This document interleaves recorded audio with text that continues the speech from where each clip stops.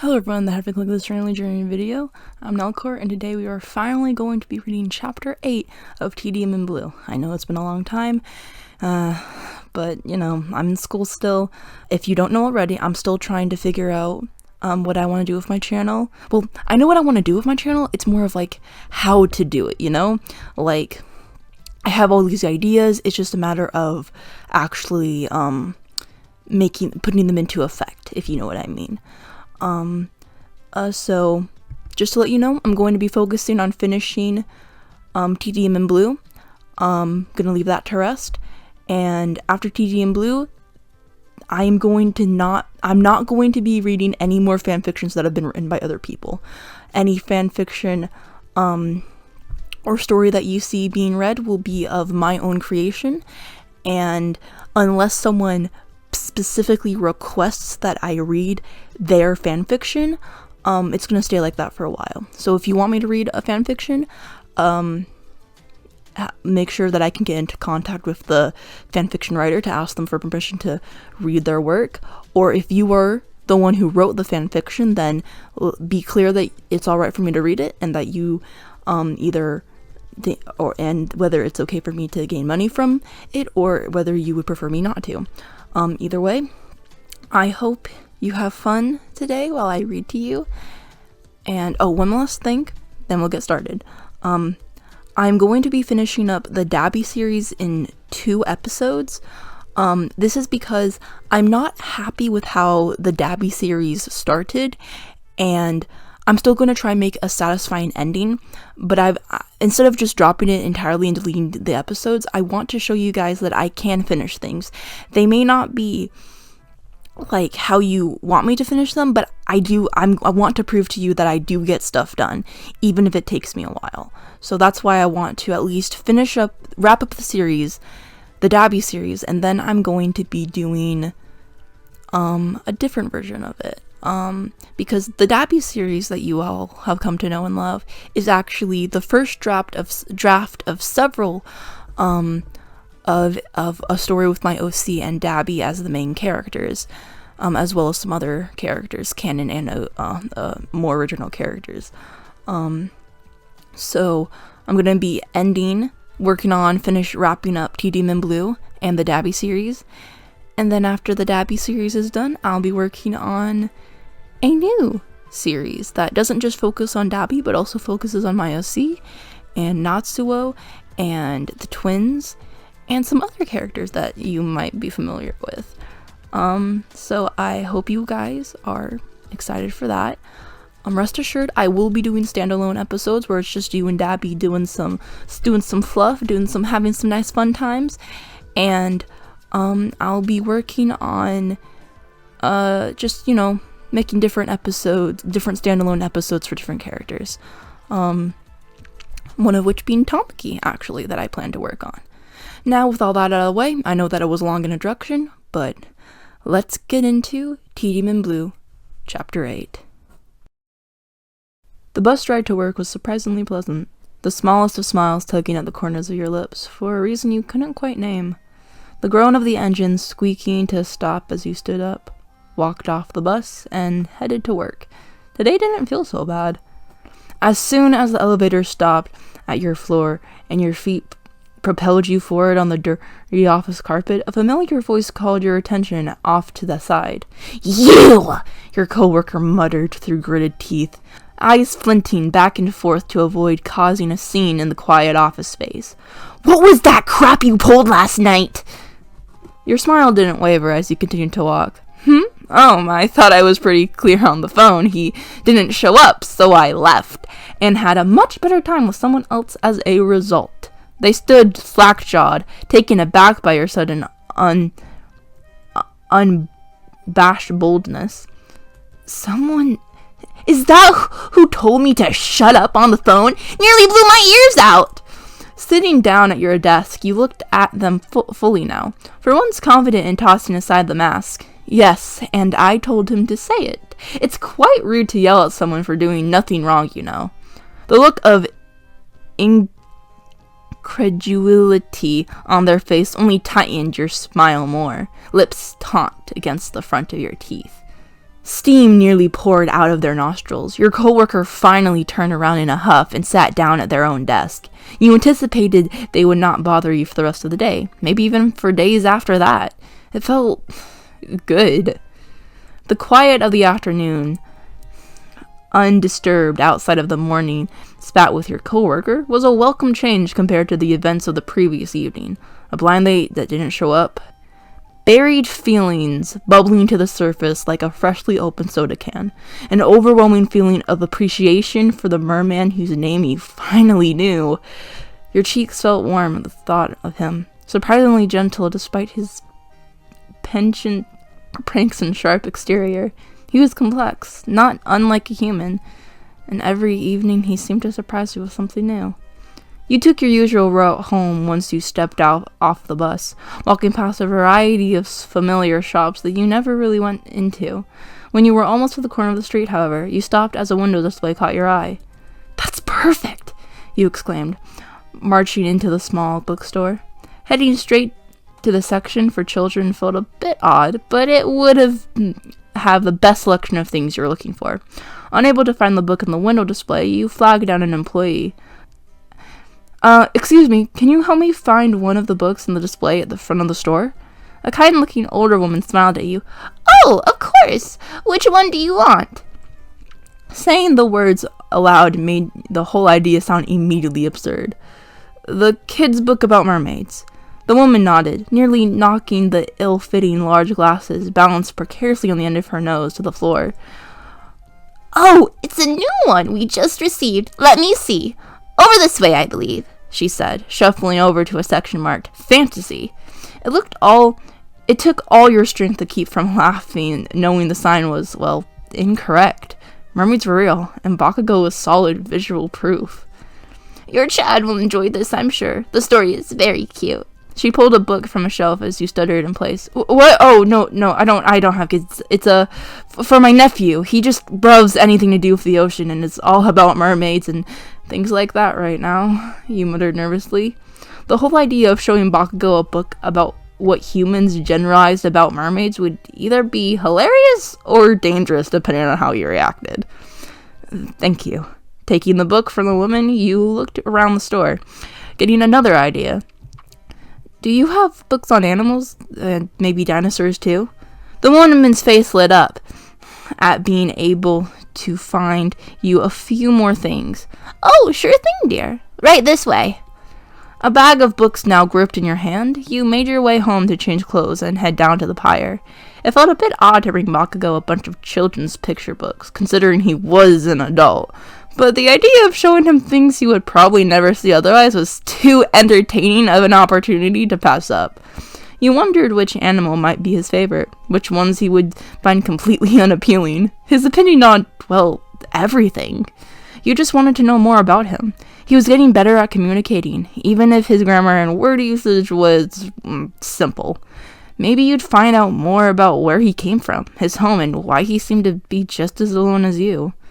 After grabbing a snack from the beach hut, the owner finally stopped, asking why you suddenly doubled your appetite. Your sand-covered feet carried you towards the familiar pyre. The sound of yelling caught your attention as you walked closer. Looking up, several widely moving silhouettes stood at the end of the wooden structure.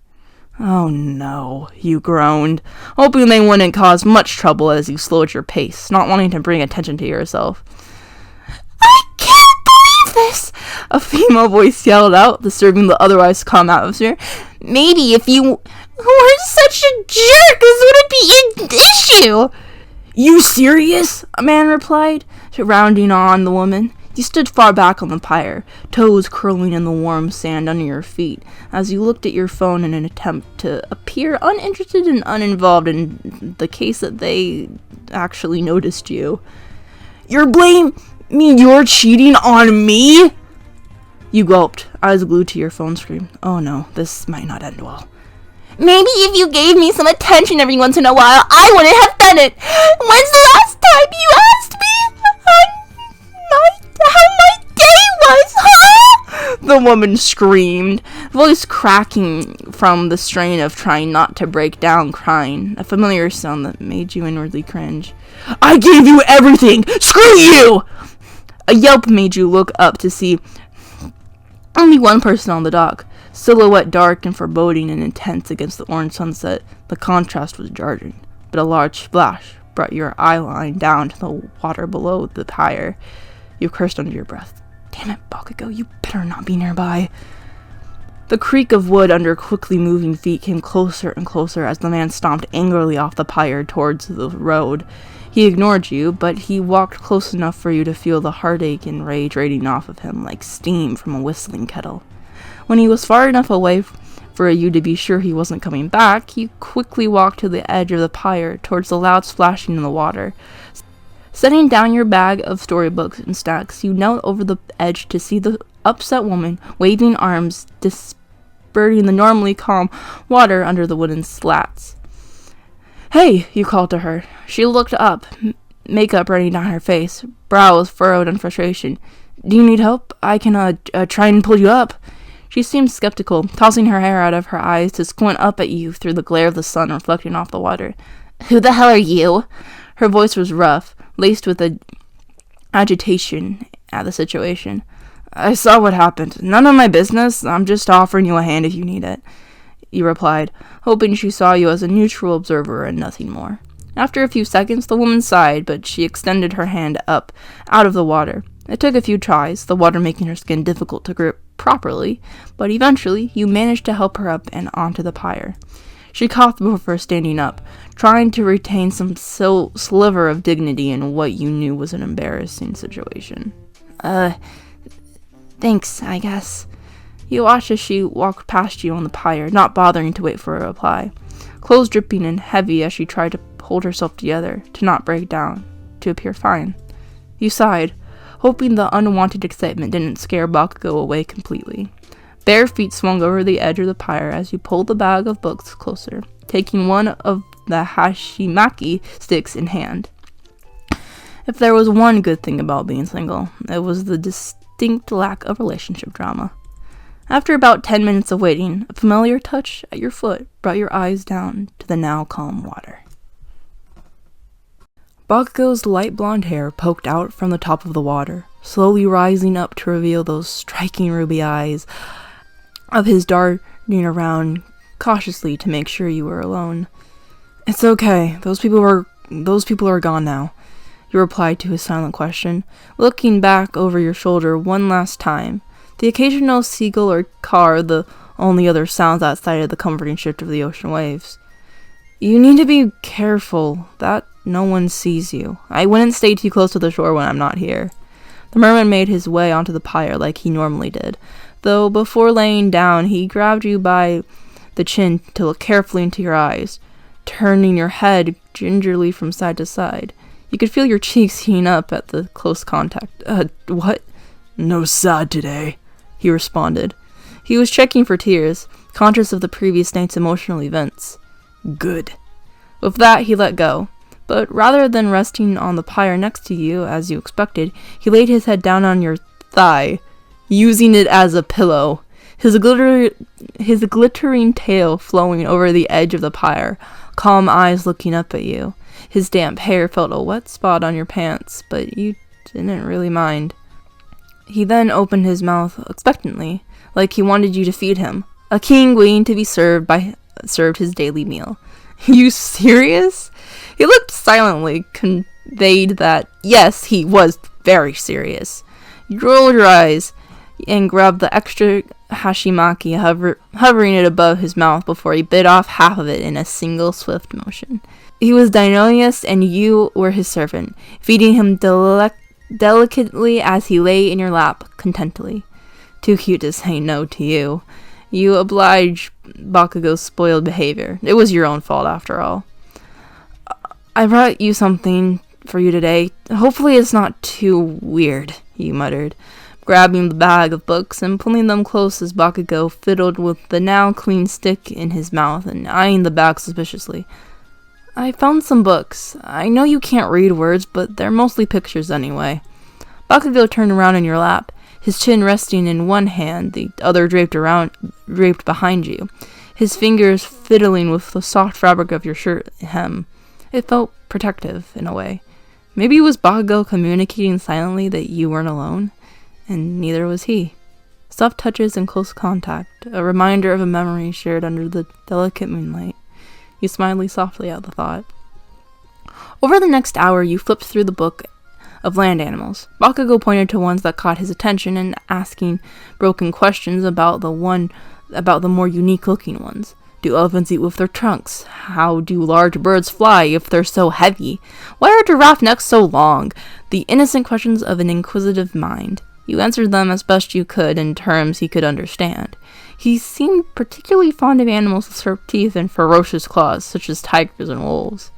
He was nearly sitting halfway in your lap at one point, ruby eyes looking curiously at the picture book in your hands, tail swaying softly over the edge of the pyre.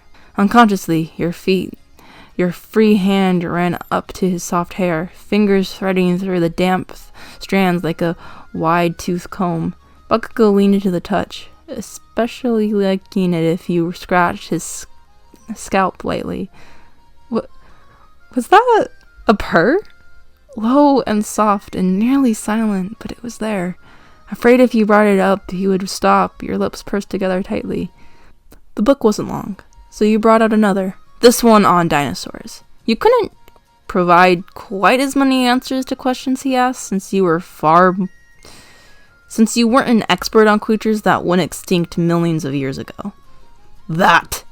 Bakugo interrupted suddenly as you flipped to a new page in the dinosaur book, pointing at a particularly ugly-looking fish. It alive! You blinked, fingers stopping atop his hair. What? You asked. This thing's alive? He seemed annoyed at your stationary hand, nudging it slightly as he nodded. His eyes shifted, thinking of the right words to convey his thoughts. It very deep hides, he said, looking at the illustrated image of the ancient-looking fish. You're saying this fish, which hasn't been alive for millions of years, that it exists, like swimming around? If what he mentioned was true, it would be a scientific breakthrough for sure. Then you remembered that just by existing, Bakugo himself was an anomaly. So, of course, it made sense that things lurked in the darkness of the ocean where no human could easily go, undiscovered for millennia. He rolled his eyes at your skepticism. Yeah, it alive! Holy crap, that's cool. At that, he seemed to perk up, once again proud that he could make you smile. Turning one more page, Bakugo froze in your lap, as you felt the hairs on the back of his neck against your wrist stiffen, his eyes going wide. You felt his arm tense at your back, webbed hand tightening around the hem of your shirt. The image of the infamous Megalodon. Hey, it's alright, just a picture. Wait, you stopped, a wretched thought sinking into your stomach. It doesn't exist, right? These can't exist, they're too big not to notice. They're twice as big as sharks are now. Despite your words, he genuinely looked scared. You quickly closed the book, blocking the picture from view. Nervously, he shook his head, jaw clenched tightly, back muscles rigid. No, he finally said, voice barely above a whisper, but teeth same as. He trailed off, eyes shifting slowly to his tail, to the scars. While he seemed unbothered by them once you mentioned his tail was pretty weeks earlier, now there was a shift in demeanor, shame coating his features. Unconsciously, your hand deviated from his hair to his shoulder, thumb rubbing soft circles into his skin in an attempt to comfort. So that's how you got... I'm sorry. You're safe now, though.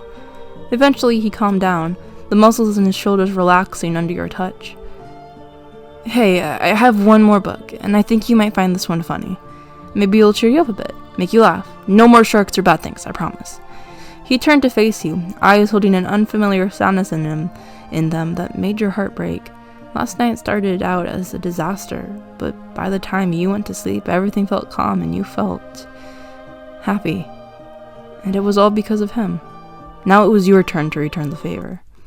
You pulled out the book on mermaids and held it up to him, downcast eyes looking up at the cover. His eye immediately twitched, snapping him out of dark memories and unwanted visions. What is that? voice laced with obvious disgust at the cruelly drawn image on the front of the book of a little mermaid girl playing with a fish and having a tea party with seashells. You unconsciously tried to hold in a laugh at his expression, hoping the shift in the topic could lift his mood. It's a book for children about mermaids, like you. Except everyone thinks mermaids aren't real, so this is what they think up. Me? He screeched, snatching the book from you and flipping through the pages angrily. I'm real! I know you're real, but I might be one of only a few. Bakugo flipped through the book's lamented pages, growling at a few particularly egregious illustrations of mermaids riding on seahorses and building castles out of coral.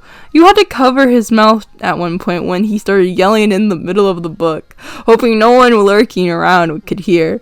His anger dissipated towards the end of the story, a swarm of mer people gathering around for a birthday party, the fire look in his eyes appearing once more. What's wrong? You asked, hoping prying more into his life wasn't out of the question. Hesitating before speaking, a clawed finger pointed to the group of happy mer people, smiling and laughing together without a care in the world. I stay away from home. Stay away? Why? You don't, have to tell me if you don't want to. Your hand was still on his bare shoulder, his hand still clinging to your shirt. Slowly, Bakugo pointed to his tail, lightly running a finger over a particularly deep scar on his hip. Followed me, smelled me, swam away from home. It took you a minute to piece together his words, lips parted and brows furrowed at his implication. So you swam away from the shark that attacked you? Then it followed you to your home? He nodded slowly after a moment, confirming your assumptions. He turned away, a mixture of anger and regret etched in his face, fangs visible and eyes fierce. It hurt others. My fault. Your heart caught in your throat at his words. He blamed himself for getting other mer people hurt while trying to just make it home safely. Predators of the sea were unforgiving in their pursuit of food, sharks having the ability to sniff out a single drop of blood hundreds of meters away. The scene played out in your mind, not unlike the picture book sitting on your lap. Bakugo, ever the curious prankster, explored an area rarely visited looking for adventure, a challenge outside whatever the day routine of mer people involved. Distracted, he didn't notice the silent shark swimming close by, watching, waiting for the right opportunity. A spill of blood, a yell underwater, the flit of a tail, gushing of teeth. He swam. Faster and faster, weaving in and out of underwater caverns, hiding behind a long-forgotten shipwreck, thinking he was safe to swim alone, safe to swim home, to forget. A shark's sense of smell is no less dangerous than the rows of teeth stained with the metallic taste of blood. It followed silently. A heavy sigh of relief escaped Bakugo as he made it home, though his tale was a permanent reminder of what might happen when wandering too far from the familiar, from the safe, from the tedium. A scream, another and another. His blood ran cold. Someone, a hero, a protector, drove the shark away, but the damage was done, and fingers pointed to merman with the ruby eyes. He's dangerous! What if it comes back? He brought it here! So he fled, swam far from where he could be alone in his guilt. Somewhere the shark wouldn't follow, closer to shore, to humans, was the answer. Threats of the deep didn't often make their way so close to humanity. Then he saw you. Bakugo. Eyes glazed over with images of his story. You jolted back to reality when a cool hand touched your face. Looking down at the merman still perched in your lap, you saw the imprints of your fingers in his shoulder, gripping harder than you'd realized as your imagination ran from you. Crap, sorry! You apologized, letting go quickly. The expression on his face was calm, a controlled look of concern. I understand now. Well, sorta, I don't know. Anyway, sorry. But you also shouldn't blame yourself for anything. It's not your fault. You started to argue, brows furrowed. But no! You whispered, placing a finger to his lips to hush him. His lips were surprisingly soft. No sad, got it? He mimicked his own words from earlier back at him. He watched his throat bob up and down as he swallowed thickly, the gills on the sides of his neck shivering against the gentle breathing as he stilled his eyes. Red trained on you. His breath against your finger was warm, contrasting the refreshing coolness of his skin. The moment seemed to stretch far longer than reality before you took your hand away calmly, a single instant expanding into a frame-by-frame memory in slow motion. Finally, he nodded. He understood. The rest of the evening, despite having little light once the sun set, was occupied with Bakugo laying across your lap and flipping through the books one more time, the occasional question breaking the quiet ocean stillness. Setting the books down, Bakugo yawned and settled into your lap, using your lap as a lumpy pillow. No, you can't fall asleep here. One eye opened to look at you before letting out a low growl. Dude, I gotta go home. As adorable as it was having Bakugo attempt to fall asleep in your lap, sleeping on the pier outside wasn't exactly part of your plan for the day. However, you couldn't pass up the opportunity to rake your fingers through his soft hair one last time, feeling him sigh contentedly as his eyes fluttered closed. While he was still a mystery, today proved important in understanding more about him. He seemed to trust you enough to bear his vulnerability, his fears, his own insecurities. He was far more human in his flaws than you initially realized, raw and sincere behind ruby eyes and glistening tail and otherworldly beauty. Under the moonlight, ghosting across the shoreline, a gentle hum hit your throat, the sound reverberating against the silent creak of salt-stained wood. A webbed hand held onto your shirt, muscles relaxing against your thighs as Bakugo started to drift off to the sound of your voice. A song unfamiliar but still luring. You let him relax. Telling yourself another 5 minutes couldn't hurt as you committed the image of the sleeping merman to memory, aiding it to the growing stack of mental snapshots stowed away in an unseen storybook. A smile tugged at your lips.